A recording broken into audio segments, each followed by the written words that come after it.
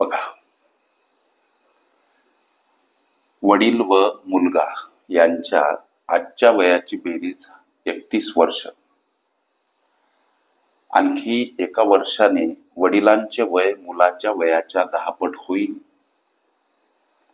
तर वडिलांचे आजचे वय किती असा प्रश्न सोडवायचा कसा सर लेकरांनो? लक्ष द्या.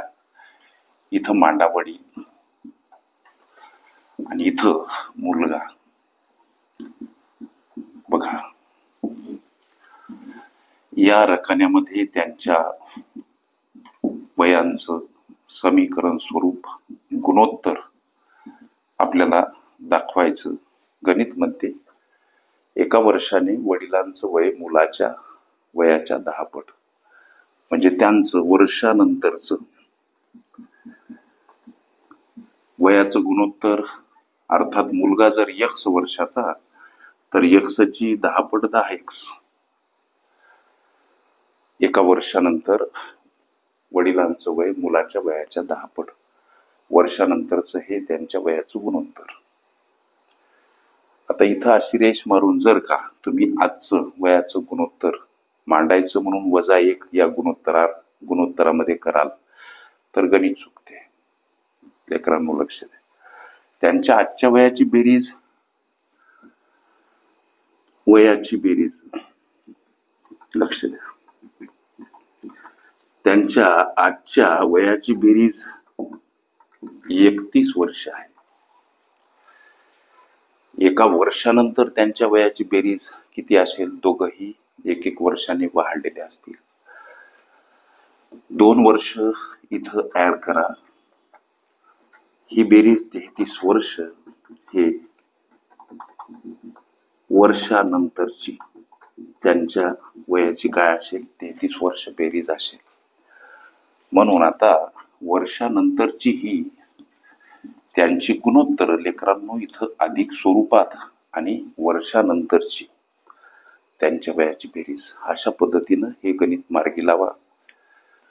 ही बेरीज 11x, समोर 33, x ला एकटं करा. 33 कडे जाताना 11 भागीला हा भाग जातो 3 न सर. x म्हणजे 3, अर्थात लक्ष द्या. परत मांडतो. इथं मुलगा, इथं वडील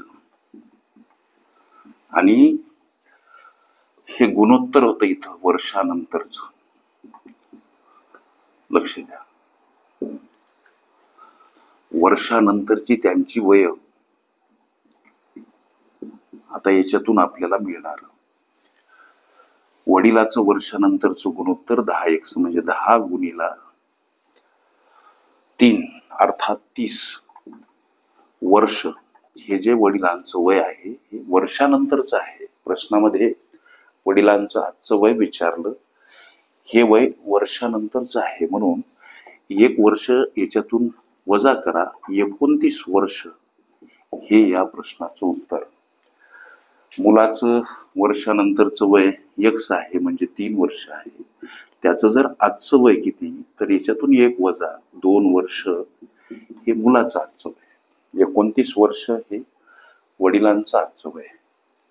प्रस्तुत प्रश्नाचं उत्तर पर्याय क्रमांक D मध्ये दर्शवलेलं आहे. ओके. वयवारी ही माझी प्लेलिस्ट अवश्य बघा. त्यामध्ये विविध स्पर्धकांनी विविध अंकांनी विचारल्या संभाव्य अशा असंख्य प्रश्नांचा सराव तुम्हास करता येईल. ओके.